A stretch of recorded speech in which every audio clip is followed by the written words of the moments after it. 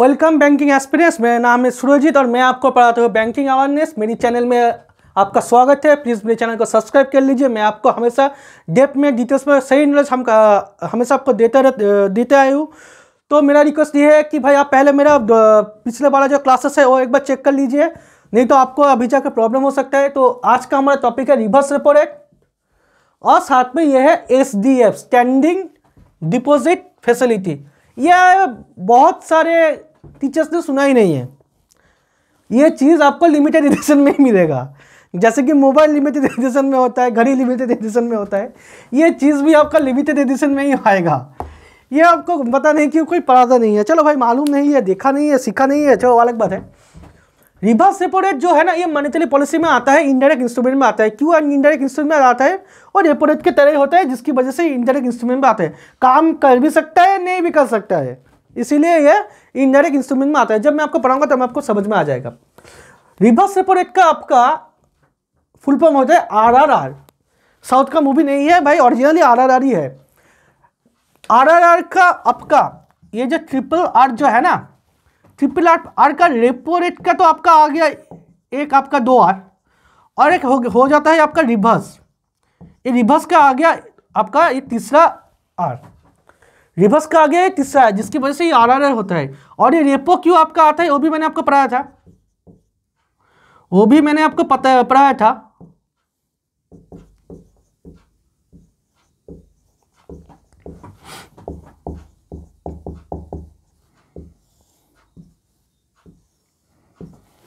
जिसकी वजह से ये रेपो आया, रिपर्चेस ऑप्शन से ये रेपो आया और ये बन गया आपका RRR। ये हो गया इसका नामकरण। ये नामकरण कैसे हुआ, चलो उसके बाद चलते हैं कि RRR का चक्कर क्या है। बहुत सारे स्टूडेंट्स जो मेरे पास ऑलरेडी ऑफलाइन पर पढ़ चुके हैं, उन्होंने तो मुझे बुक भी दिखा दिया। कि सर देखो, बुक में लिखा है कि रिजर्व बैंक ऑफ इंडिया जब बैंकों के पास से लोन्स लेते हैं तो उसको कहते हैं, जिस इंटरेस्ट में वो लोग लोन लेते हैं उस इंटरेस्ट को कहते हैं RRR, रिवर्स रेपो रेट। ठीक से सुनो, मेरी जो स्टूडेंट्स है, जो एग्जिस्टिंग जो स्टूडेंट्स है, जो ऑफलाइन स्टूडेंट्स है, जो ऑनलाइन स्टूडेंट्स है, उन्होंने मुझे बुक दिखा दिया कि सर आप तो गलत पढ़ा रहे हो, आप तो सर पूरा का पूरा गलत ही पढ़ा रहे हो। रिजर्व बैंक ऑफ इंडिया जब बैंकों के पास से जो लोन लेते हैं तो उसका जो रेट ऑफ इंटरेस्ट जो बनता है लोन का, उसको कहते हैं RRR, रिवर्स रेपो रेट। भाई बुक में तो लिखा है, मैं ये नहीं कह सकता कि वह गलत है। लेकिन आप पहले बात ये सोचो, RBI जो है वो बैंकों का सुप्रीम कोर्ट होता है। रिजर्व बैंक ऑफ इंडिया बैंकों का सुप्रीम कोर्ट होता है। सुप्रीम कोर्ट ने क्या कभी देखा है कि भाई पैसा मांग रहा है? सॉरी, क्या आपने कभी देखा है कि सुप्रीम कोर्ट पैसा मांग रहा है कि भाई हमें पैसा दे दो? ऐसा तो नहीं होता ना। तो रिजर्व बैंक के पास पैसा तो जाता है। असल में जो आपका जो कॉज है ना, वो मैं आपको बताता हूं। मान लो ये बैंक है और ये RBI है। बैंक क्या करते हैं, अपनी जो सरप्लस जो मनी है ना,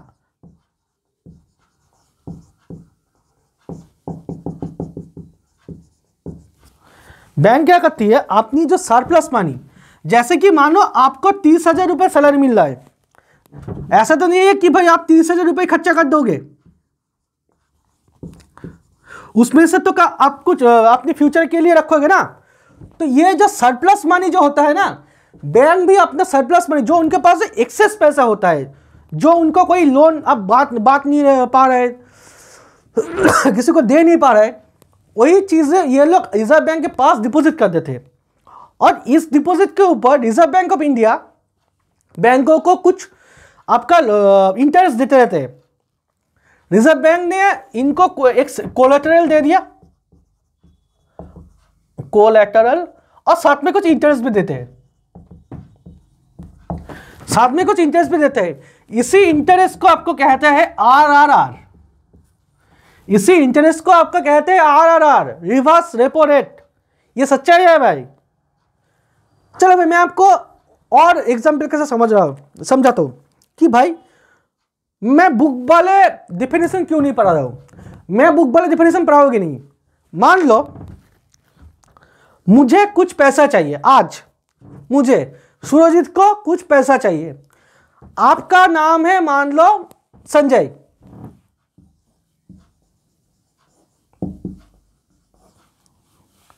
मेरा नाम है सुरजीत और आपका नाम है संजय। मुझे आज आपसे पैसा चाहिए। मैं गया बोला कि भाई मेरे पास कुछ सिक्योरिटीज वगैरह पड़े हैं, मेरे पास जो जमीन है उसका पेपर्स तुम रख लो, मेरे पास जो घर है उसका पेपर्स तुम रख लो, इसकी वजह से तुम मुझे ऐसा करो कि भाई कुछ लोन्स दे दो, इसकी वजह से तुम मुझे ऐसा करो कि भाई कुछ लोन्स दे दो। अरे भाई वो तो सिर्फ सिक्योरिटी के ऊपर बेस करके ही लोन नहीं देगा ना, इंटरेस्ट भी तो लेगा, इंटरेस्ट भी तो लेगा ना। ऐसा तो नहीं है कि भाई ठीक है भाई सिक्योरिटी दे चलो लोन ले ले, इंटरेस्ट नहीं चाहिए। अगर बहुत ही आपका बेस्ट फ्रेंड है तो वो अलग बात है, लेकिन नॉर्मली तो कोई नहीं देता, नॉर्मली तो कोई नहीं देगा। तो मान लो कि आज मुझे संजय ने 8% के ब्याज में लोन दिया। मानो संजय ने आज मुझे 8% की ब्याज में लोन दिया। कल अगर संजय को पैसे की जरूरत है, अगर वो मेरे पास लोन लेने के लिए आएगा, मैं क्या उसे यूं मुफ्त में लोन दे दूंगा? मान लो कि सिक्योरिटी है संजय के पास, मान लो संजय के पास सिक्योरिटी है। अगर फ्यूचर में संजय मेरे पास आता है, फ्यूचर में संजय सुरजीत के पास आता है, सुरजीत क्या उसको लोन देगा? नहीं देगा। बोलेगा कि भाई तुमने मुझसे उस दिन में 8% की ब्याज में लोन लिया था, मैं तो भाई 12% में दूंगा, मुझे 12% लोन इंटरेस्ट चाहिए, मुझे 12% ब्याज चाहिए। 12% में लेना है तो लोन, नहीं तो मत लो, नहीं तो मत लो। अभी आप बोलोगे कि इसको आप कनेक्ट कैसे कर रहे हो? चलो अभी मैं आपको दिखा रहा हूं कि इसका कनेक्शन क्या है।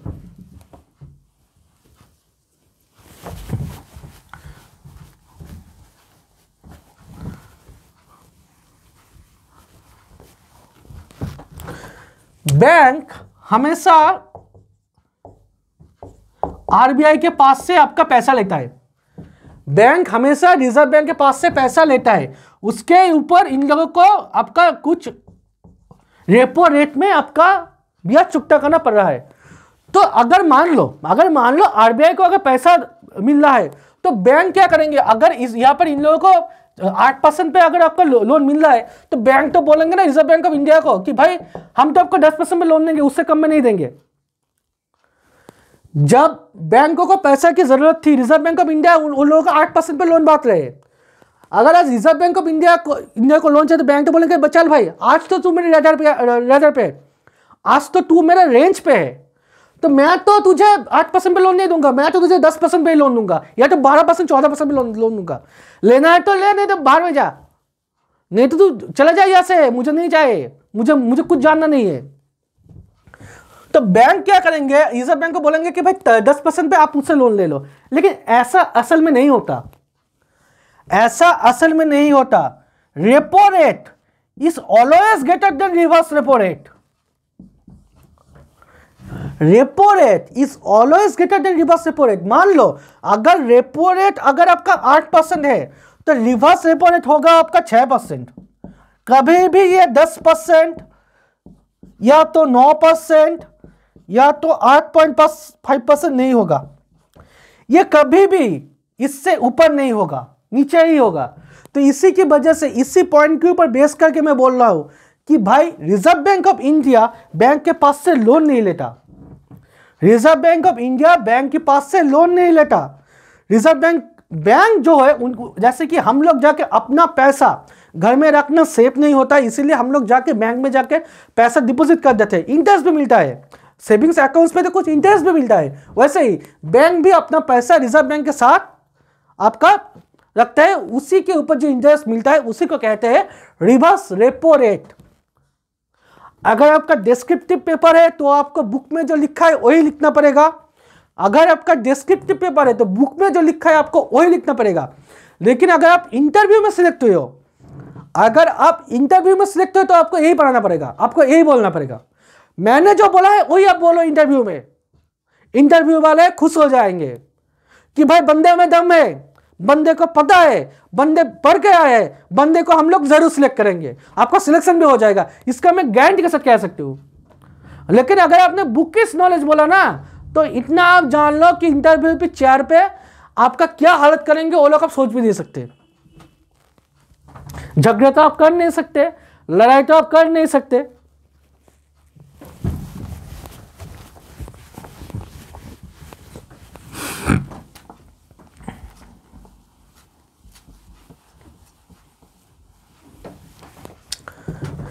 रिवर्स रेपो रेट हो गया bank deposits that exchange service with RBI get interest. मैंने आपको बोला रिजर्व बैंक कुछ ना कुछ सिक्योरिटी तो जरूर देंगे, ऐसा तो नहीं कि भाई मुंह उठा कर चले गए। बोला आरबीआई बैंक ने बोला कि सर ये लो पैसा रख लो, रिजर्व बैंक बोला ठीक है भाई मैं विश्वास रखा हमारे ऊपर, हम तुझे पैसा लौटाएंगे, ऐसा नहीं है, कुछ ना कुछ सिक्योरिटी देंगे। RBI provides collateral, bank promises to resell G-Secs after reverse period. हाँ, इसमें भी आपका ये होता है कि भाई रीसेल मतलब बैंकों को ये वादा करना पड़ रहा है कि भाई हम जब अपना पैसा आपसे वापस लेंगे, हम जब अपना पैसा आपसे वापस लेंगे तो आपने जो सिक्योरिटी हमारे पास रखा है रिजर्व बैंक, आपने जो हमारे पास जो गवर्नमेंट सिक्योरिटी जो रखा है, जो कोलैटरल रखा है, उसको हम आपको वापस भेज देंगे। पैसा लिया वापस आपको मैंने आपको भेज दिया, ये आपको वादा करना पड़ता है। इसीलिए इस पे भी देखना रीपर्चेस आएगा, reverse repurchase option period, reverse repurchase option period, इसमें भी वही चीज आएगा, reverse repurchase option agreement, reverse repurchase option agreement और रिवर्स रीपर्चेस एग्रीमेंट और रिवर्स रीपर्चेस एग्रीमेंट। अब यह मान लो इस चीज का क्या चक्कर है, ये अगर बढ़ गया तो क्या होगा।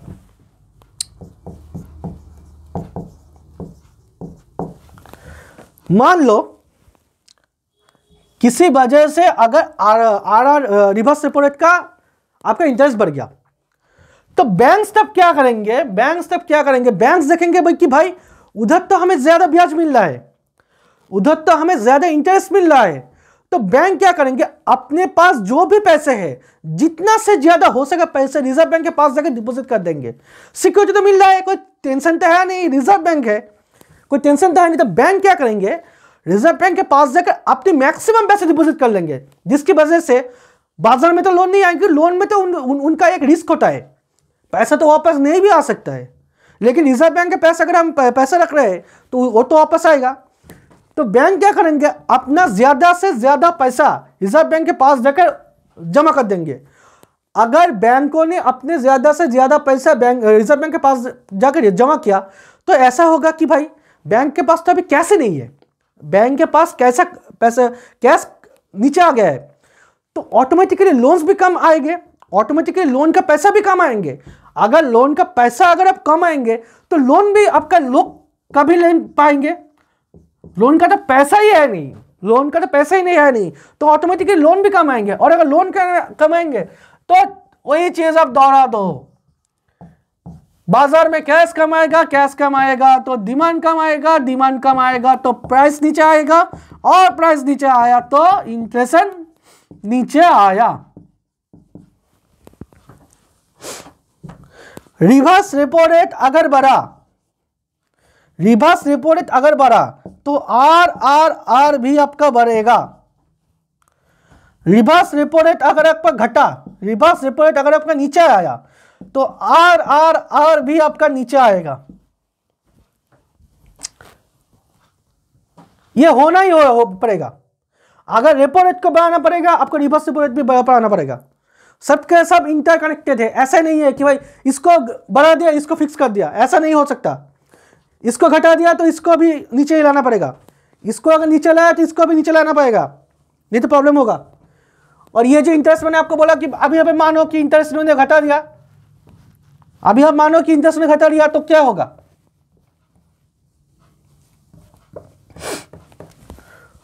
तो बैंक देखेंगे कि भाई आरबीआई के पास तो हमें ज्यादा इंटरेस्ट नहीं मिल रहा, चलो भाई लोन के तौर पर ही बात देते। लोन अगर बाजार में ज्यादा आएगा, कैश ज्यादा आएगा, कैश ज्यादा आएगा तो डिमांड ज्यादा आएगा, डिमांड ज्यादा आएगा तो प्राइस बढ़ेगा, प्राइस बढ़ेगा तो इंटरेस्ट भी बढ़ेगा। ये बन गया आपका रिवर्स रेपो रेट का पूरा चक्कर। और एक है आपका स्टैंडिंग डिपॉजिट फैसिलिटी।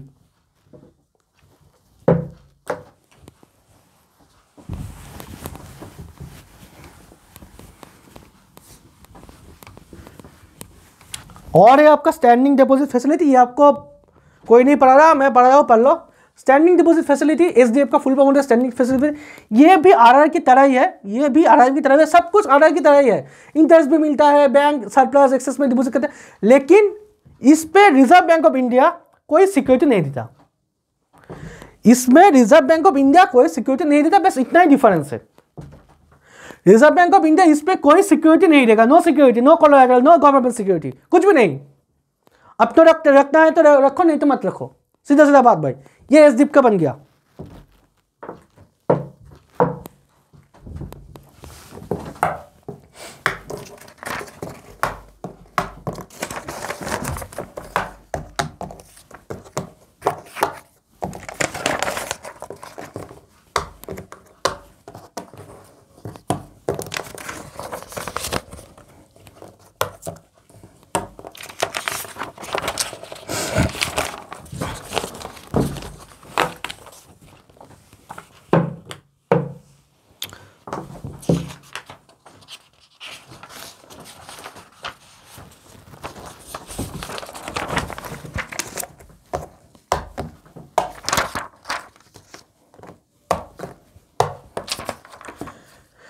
ये चीज आप देखो, और भी कुछ रेट्स है, और भी कुछ रेट्स है जिसमें आपका आता है बेस रेट और प्राइमरी लेंडिंग रेट।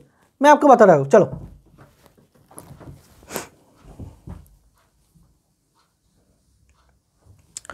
मानो ये एक बैंक है, बैंक ने रिजर्व बैंक ऑफ इंडिया से पैसा लिया, मान लो लोन लिया आपका 5% ब्याज में। बैंक क्या कर रहा है, इसी ब्याज को कस्टमरों को लोन के तौर पर दे रहा है, मान लो 7% ब्याज में। बैंक रिजर्व बैंक के पास से पैसा ले रहा है 5% की इंटरेस्ट रेट में, वही पैसा कस्टमरों को दे रहा है 7% की इंटरेस्ट रेट में। इस 7% को हम लोग कहते हैं बेस रेट।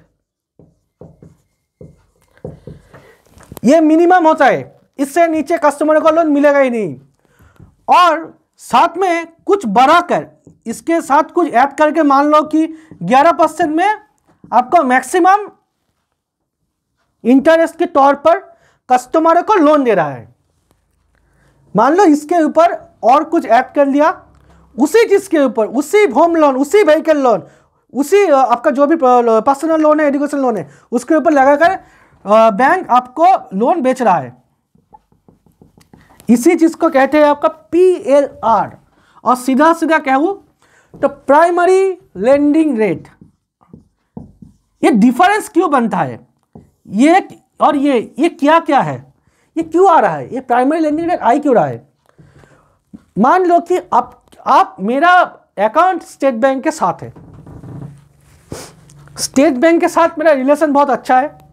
मैं स्टेट बैंक के पास गया और बोला कि सर हमें लोन चाहिए। स्टेट बैंक बोला भाई कोई दिक्कत नहीं, आप लोन ले लो। स्टेट बैंक ऑफ इंडिया क्या करेंगे, हमारा रिलेशन उनके साथ अच्छा है, मैनेजर के साथ हमारा रिलेशन अच्छा है, तो स्टेट बैंक ऑफ इंडिया हमें लोन दे देंगे। कितने में लोन देंगे, बेस रेट में। कितने में लोन देगा, बेस रेट में। अभी आप मानो कि मेरा बैंक ऑफ इंडिया में अकाउंट ही नहीं है, मैं चला गया मुंह उठा के कि भाई बैंक ऑफ इंडिया में सर मुझे लोन चाहिए। बैंक ऑफ इंडिया ने देखा भाई कि इस बंदे का सारा पेपर सही है, सिक्योरिटी सही है, कोलेटरल सही है, तो चलो भाई इसको तो हम लोन तो दे सकते हैं, लेकिन वो लोग हमें इस बेस रेट पे लोन नहीं देंगे, वो हमें इस PLR पे लोन देंगे, वो हमें इस PLR पे लोन देंगे। प्राइमरी लेंडिंग देती है, सबके लिए होता है। आप किसी भी शेड्यूल्ड कमर्शियल बैंक में चले जाओ मुंह उठाकर, अगर आपका पेपर सही है तो आपको PLR पे लोन देंगे। और अगर आपके उसका जो मैनेजर होता है, जो चीफ मैनेजर होते हैं, सीनियर मैनेजर होते हैं, अगर उनके साथ आपका रिलेशन अगर अच्छा है तो वो आपको बेस रेट पे लोन देंगे। मतलब कोई डिस्काउंट दे दिया, कि भाई ये डिस्काउंट ले लो, ऐसा ही है कुछ। ये डिस्काउंट वाला है, डिस्काउंट बिना डिस्काउंट वाला है, यही है आपका रेट्स।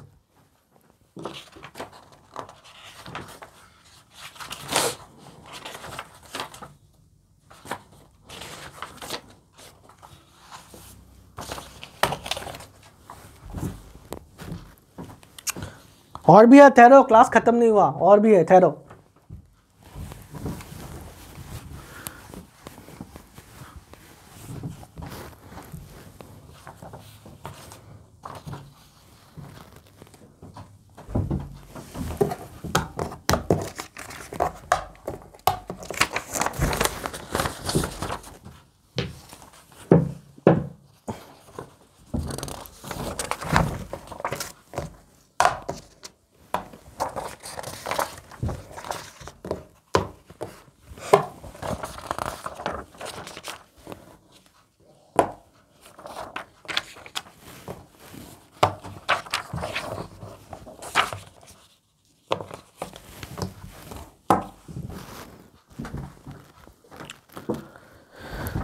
चलो, एमएसएफ, रेपो रेट और बैंक रेट नॉर्मली साल में आपका मिनिमम 4 बार चेंज हो सकता है।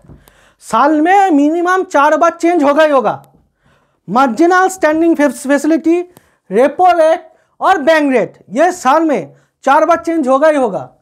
एक चीज और है आपका डॉलर रुपी स्वैप फैसिलिटी। इसके बारे में तो आप नाम सुना ही नहीं होगा, आप तो ये पहले बार सुन रहे हो। मेरा जो टीचर थे उन्होंने मुझे पढ़ाया था। यूट्यूब में मुझे इसके ऊपर कुछ ही वीडियोस मिले हैं, सच्चाई में बोलूं तो ये मिल ही नहीं रहा है भाई, जैसे कि ये टॉपिक एग्जिस्ट ही नहीं करता।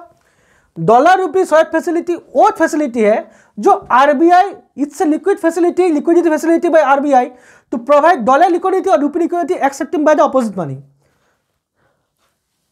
फॉरेनर्स आ रहे हैं, उनके पास उनकी कंट्री का करेंसी है, यूएस का करेंसी है, फ्रांस का करेंसी है, चाइना का करेंसी है। ये जो करेंसी जो है ना वो तो यहाँ पर नहीं चलेगा। हमारे यहाँ पर तो महात्मा गांधी चलते हैं, अशोक स्तंभ चलता है, उनकी देश का लीडर्स का तो साइड नहीं चलेगा ना। तो उनकी जो करेंसी जो है ना, ये सॉरी मैंने आपको एग्जांपल थोड़ा गलत दे दिया कि भाई चाइना हो गया आपका, क्या बोले, सॉरी फ्रांस भी मैंने बोल दिया, ऐसा नहीं है। डॉलर्स जो होते हैं, मतलब मैंने एग्जांपल थोड़ा गलत दे दिया, फ्रांस चाइना नहीं होगा।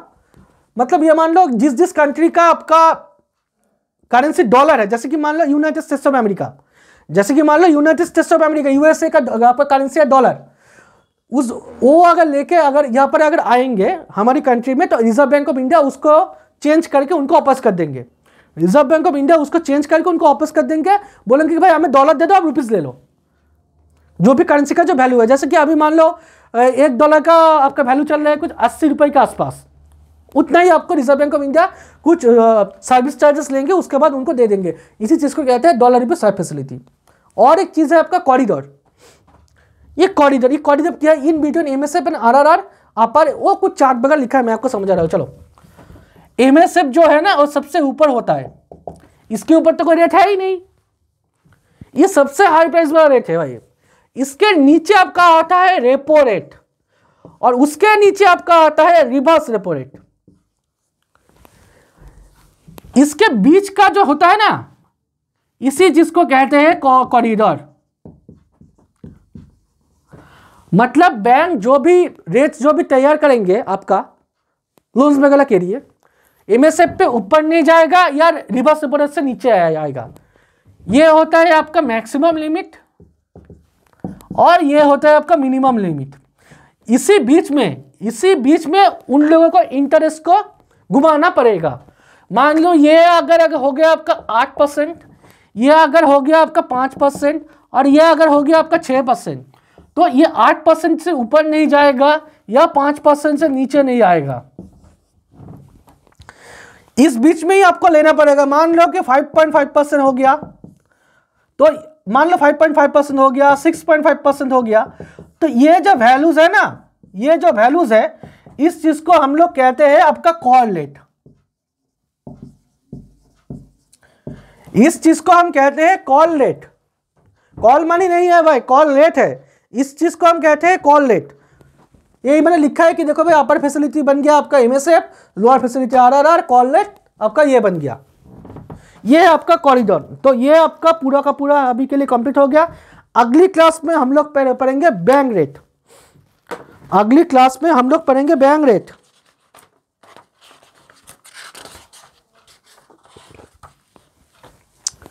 तब तक के लिए एक बार हो सके तो पढ़ाई कर लेना। जो भी मैंने पढ़ाया अगर आपको समझ में आ गया तो कोई दिक्कत नहीं। अगर कुछ भी समझ में नहीं आया, अगर समझ में कुछ भी नहीं आया तो नीचे डिटेल्स में एक बार डाल देना, कमेंट सेक्शन में डाल देना, मैं आपको वीडियो बनाकर जवाब दे दूंगा। और साथ ही में दूसरे एस्पिरेंट्स को भी मेरा चैनल, साथ ही दूसरे एस्पिरेंट के साथ मेरा चैनल शेयर करना, एक लाइक दे देना। इतना मेहनत कर रहा हूँ तो आपके लिए तो थोड़ा लाइक तो बनता है मेरे लिए भी, ताकि मेरे पास और एनर्जी आ जाए ताकि मैं आपको पढ़ाऊँ। और साथ ही में अपने दूसरे साथियों के साथ मेरा चैनल शेयर करना। रट्टा मत मारना, मैं फिर से कह रहा हूँ, कॉन्सेप्ट को क्लियर करो। रट्टा मत मारना, कॉन्सेप्ट को क्लियर करो। प्रॉब्लम है कमेंट सेक्शन में डालो, मैं वापस वीडियो बनाऊंगा, कोई दिक्कत नहीं है। तब तक के लिए घर पे सेफ रहो, मास्क पहनते रहो और हाथ देते रहो। Good bye.